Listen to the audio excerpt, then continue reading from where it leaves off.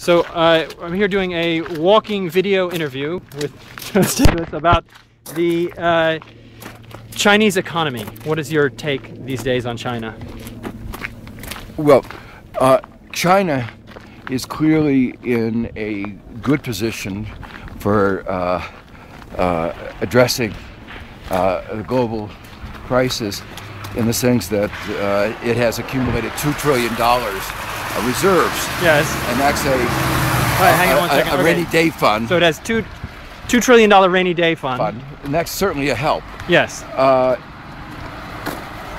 At the beginning of its 11th five-year plan 3 years ago, it committed itself to restructuring to become less export dependent. Yes. It hasn't succeeded so far in accomplishing that. It also, as part of that, wanted to increase consumption. Yes. More reliance on domestic savings and investment. I think we turn up this hill here. And again, it hasn't quite achieved that. I think this will be an occasion, a context in which it will provide impetus to what had already embarked on doing. Which is further infrastructure, or? Well, restructuring their economy to be less export dependent. Yes. Particularly in the short run, is going to be focusing a lot on infrastructure investment. And just like in 1997-98 crisis, it responded to the crisis by almost standard Keynesian economics. Yeah. It was one of the few countries in the region that actually followed what was taught in American textbooks, as opposed to what the IMF policies that were imposed on other countries, which were Hooverite policies. And it worked. It stimulated the economy. Economy grew about 7%. But even more importantly, the infrastructure helped lay the basis of the remarkable growth that occurred in the ensuing years. Right. Now, we're in here. Almost surely, growth will slow down, and the Premier in his talk here. Did you meet with the Premier here? No, I'm going to be meeting with him on Monday in London. I think it's over here, this one. Indicated that they hope to have continued strong growth, 8%, but that's markedly below the 11.5%, 12% that they've had in the last couple of years. So if they achieve 8%, it will still be very strong growth, but the slowdown will obviously have global consequences and mean that the average growth rate for the global economy will be slower. Yeah. And the commodity prices, which were in part buoyed by China's very strong demand, right, will obviously be muted. And do you think they're dealing with the crisis in the right way then? Yes, I do. I don't know yet all the details, and I hope to be going to China in March to discuss, to see more of those details, but I think the overall framework seems an appropriate one. What about China's relations with the rest of the world with regards to this crisis? Are they, on an international basis, doing what is necessary to help stimulate the world economy? Again, I haven't followed in detail all of what they're doing.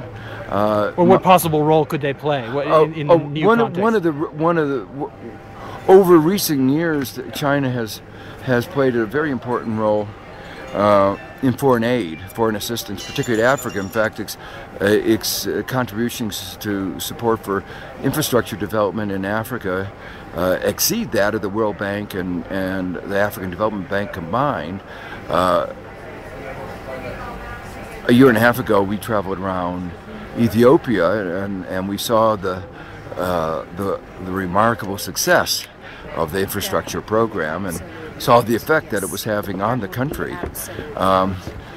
This is a time where hopefully we'll maintain that kind of assistance, particularly important because in the West there is a continuing in the West there's a continuing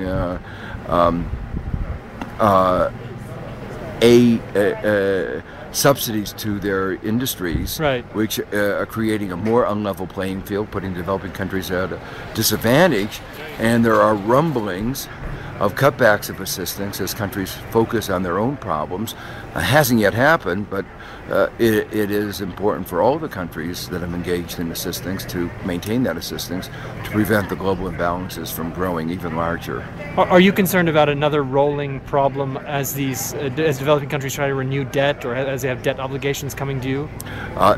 Almost surely some of those problems will come up, partly because they're going to be hit on all sides. Capital flows were coming in. Expected though net capital flows will be down 2/3 next year.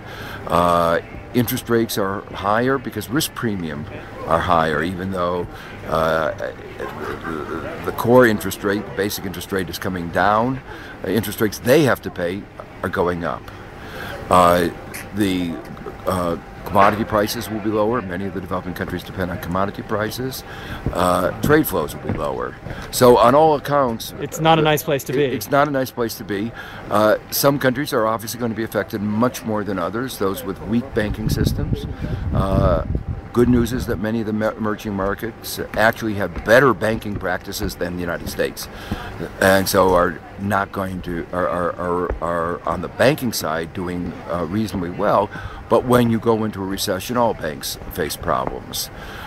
Some countries that are more commodity dependent will face a greater problem. Countries with bigger indebtedness that have to roll over their debt are going to be facing problems. Countries with two or more of these problems are those particularly likely to face real difficulties. Are there any specific ones you'd highlight?